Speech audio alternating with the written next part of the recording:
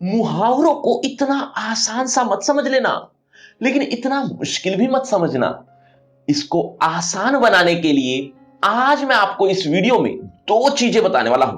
पहली पहली तो ये कि मुहावरे होते क्या हैं या मुहावरों का प्रयोग कैसे होता है, और दूसरी जो चीज बताने वाला हूं वो है आपके एग्जाम के लिए कौन कौन से मुहावरे इंपॉर्टेंट रहने वाले हैं।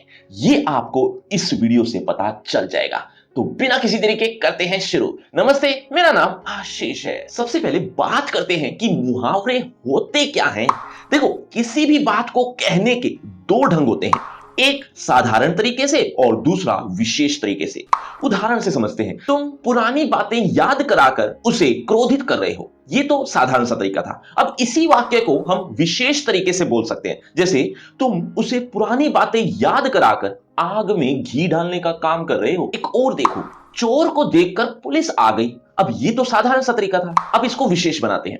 चोर को देखकर पुलिस 9-2-11 हो गई। ये जो बात को प्रभावी बनाने के लिए हम इन शब्दों का प्रयोग कर रहे हैं, इन्हें ही मुहावरे कहते हैं। आसान शब्दों में कहूं तो मुहावरे वो हैं जो भाषा को अच्छा बना देते हैं। एक वाक्य देखो, मुकेश ने पुस्तक देने से मना कर दिया। अब इस वाक्य को क्या आप विशेष बना सकते हो? ये तो साधारण सा तरीका था, लेकिन आप इसे विशेष बनाकर एक बार कमेंट बॉक्स में जरूर बताना। देखना चाहता हूं कितने बच्चे मेरी बातें समझ पा रहे हैं। अब कुछ ऐसी बातें जो आपको मुहावरों के बारे में पता होनी चाहिए। जैसे मुहावरों का रूप सदा एक सा रहता है, इन पर लिंग वचन इनका कोई प्रभाव नहीं पड़ता। जैसे दीवार खड़ी करना, अब इसकी जगह बहुवचन करके हम ऐसे नहीं कर सकते, दीवारें खड़ी करना। देखो, दीवार खड़ी करने का जो भी अर्थ है वो वही रहेगा। अब इसको बहुवचन करके या लिंग बदल के इसका अलग रूप नहीं दे सकते हम।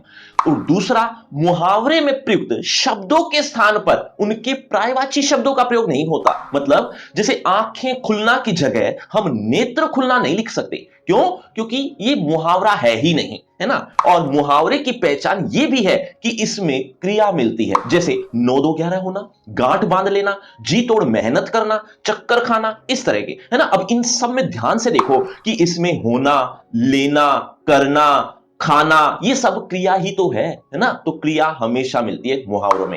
एक और बात, मुहावरे वाक्यांश होते हैं, यानी पूरे पूरे वाक्य नहीं होते, वाक्य का अंश होते हैं। जैसे ये सब पूरे पूरे वाक्य नहीं थे, है ना। ये कुछ बातें ध्यान रख लेना बस। अब कुछ ऐसे उदाहरण जो अक्सर एग्जाम में पूछे जाते हैं।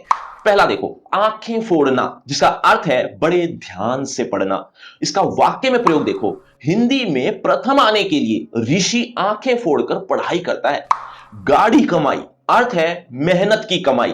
इसका वाक्य में प्रयोग होगा, तुम तो अपनी गाढ़ी कमाई जुए में उड़ा रहे हो। एक बात ध्यान रखना, जब भी एग्जाम में आपसे किसी मुहावरे का अर्थ पूछा जाए तो उसे वाक्य में प्रयोग करके जरूर आना। और कोई जरूरी नहीं है कि जो मैं यहां पर आपको वाक्य में प्रयोग करके दिखा रहा हूं आपको भी सेम एज इट इज ही वाक्य में प्रयोग करने हैं। नहीं, ऐसा नहीं है। आप अपनी मर्जी से कोई भी वाक्य में प्रयोग कर सकते हो। ये इससे आपको कोई फर्क नहीं पड़ेगा, या आपके एग्जाम में आपके मार्क्स में कोई फर्क नहीं पड़ेगा। हां, अर्थ वही रहेंगे जो यहां लिखे हैं, वो नहीं बदल सकते। और उदाहरण देखो, अंधे के हाथ बटेर लगना, इसका अर्थ है अयोग्य को कोई महत्वपूर्ण वस्तु मिलना। और वाक्य बनेगा, अनपढ़ रोहित की सरकारी नौकरी लग गई। ऐसा लगता है जैसे अंधे के हाथ बटेर लग गई। बच्चों, आप इससे अलग कोई और वाक्य में प्रयोग करके कमेंट में बता सकते हो। देखते हैं कितने बच्चे आसानी से ये काम कर लेते हैं। अब बहुत इंपॉर्टेंट, आटे दाल का भाव मालूम होना, कठिनाई का अनुभव होना। अब तो मत पढ़ो, लेकिन जब कमाना पड़ेगा तब आटे दाल का भाव मालूम होगा। और देखो, दीवार खड़ी करना, बंटवारा कर लेना। वाक्य है, घर में लड़ाई होने के कारण दोनों परिवारों में दीवार खड़ी हो गई। अब कुछ अलग तरह के उदाहरण देखो, अंत पाना, जिसका अर्थ है भेद जानना। वाक्य आप कोई भी बना सकते हो, जैसे प्रभु की महिमा का अंत पाना किसी के बस की बात नहीं। आंखों का पानी मरना, यानी बेशरम होना। विक्की को कितना भी कहो उसे कोई फर्क नहीं पड़ता, उसकी तो आंखों का पानी ही मर गया है। कलई खुलना, भेद खुलना। वाक्य बनेगा, समाचार पत्रों ने कई नेताओं के काले कारनामों की कलई खोलकर रख दी। बच्चों, कोई भी बात समझ में नहीं आ रही तो कमेंट करके पूछ भी सकते हो। अब कुछ ऐसे उदाहरण जो आपने कई बार सुने होंगे लेकिन इंपॉर्टेंट हैं, जैसे चिकना घड़ा होना, यानी निर्लज होना। बेटे पर मां की बातों का कोई असर नहीं होता क्योंकि वह तो चिकना घड़ा है। चार चांद लगाना, शोभा बढ़ाना। नीरज चोपड़ा ने गोल्ड मेडल जीतकर भारत की प्रतिष्ठा में चार चांद लगा दिए। जमीन पर पैर न रखना, अधिक गर्व करना। नेता बन जाने पर उसका पैर जमीन पर नहीं पड़ता। टूट पड़ना, हमला कर देना। हिरण के बच्चों को जंगल में खेलता हुआ देखकर शेर उन पर टूट पड़ा। अब इसका अर्थ आप कमेंट करके बताओ, देखते हैं कितने बच्चे सही होते हैं।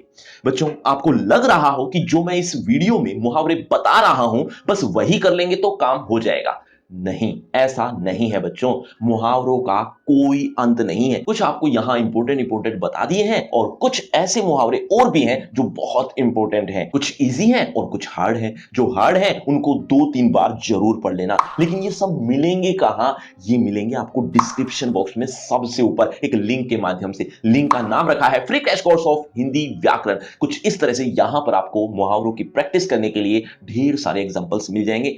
जरूर क्लिक कर लेना। लेकिन अगर आपको अदर टॉपिक्स भी व्याकरण के ट्रिक के साथ समझने हैं तो वो भी आपको इसी पेज पर देखने को मिल जाएंगे, तो वो भी जरूर देख लेना। लिंक आपको डिस्क्रिप्शन बॉक्स में सबसे ऊपर मिल जाएगा। लेकिन उससे पहले होगा आपका इसी टॉपिक से रिलेटेड एक छोटा सा टेस्ट। देखना चाहता हूं इस टॉपिक को आपने कितने अच्छे से समझा। अगर आप इस टॉपिक को अच्छे से समझ चुके हो तो आ देखें जरा किसने कितना पढ़ा। पहला प्रश्न आपकी स्क्रीन पर ये रहा। पढ़ाई में मेहनत कर मैं खालिस्तान हो सकता हूं। इसका आंसर आपको बताना है। लेकिन बच्चों, आपको हर प्रश्न के बाद आपको 5 सेकंड मिलेंगे आंसर देने के लिए। आप अपना आंसर कमेंट करते रहना। एंड में देखना चाहता हूं किसके कितने आंसर ठीक हुए। पढ़ाई में मेहनत कर मैं खालिस्तान हो सकता हूं। आपके ऑप्शन ये रहे। ए, अंधों में काना राजा। बी, एक पंथ दो काज। सी, अपना हाथ जगन्नाथ हो। डी, पैरों पर खड़ा होना। आपके 5 सेकंड। 5, 4, 3, 2, 1, 0। सही उत्तर है ऑप्शन डी, पैरों पर खड़ा होना। चलिए बच्चों, अगले प्रश्न की तरफ। बड़े भाई ने छोटे भाई को ऐसी चुभती बात कही कि वह खालिस्तान रिक्त स्थान की पूर्ति सटीक मुहावरों के साथ करनी है। और ऑप्शन है गला काट लेना। ऑप्शन बी, शर्मिंदा होना। सी, खून बहाना। डी, अपना सा मुंह लेकर रह जाना। 5, 4, 3, 2, 1, 0। सही उत्तर है ऑप्शन डी, अपना सा मुंह लेकर रह जाना। चलिए बच्चों, अगले प्रश्न की तरफ। टांग अड़ाना का अर्थ है ऑप्शन ए, बदनाम करना। बी, अवरोध पैदा करना। सी, गलत काम करना। या डी, बिना कारण लड़ना। 5, 4, 3, 2, 1, 0। सही उत्तर है ऑप्शन बी, अवरोध पैदा करना। चलिए बच्चों, अगले प्रश्न की तरफ। छाती पर मूंग दलना का अर्थ है आपके ऑप्शन। कठिन काम करना। बी, बात बात पर लड़ना। सी, कर्जा वसूल करना। या डी, पास रहकर दुख देना।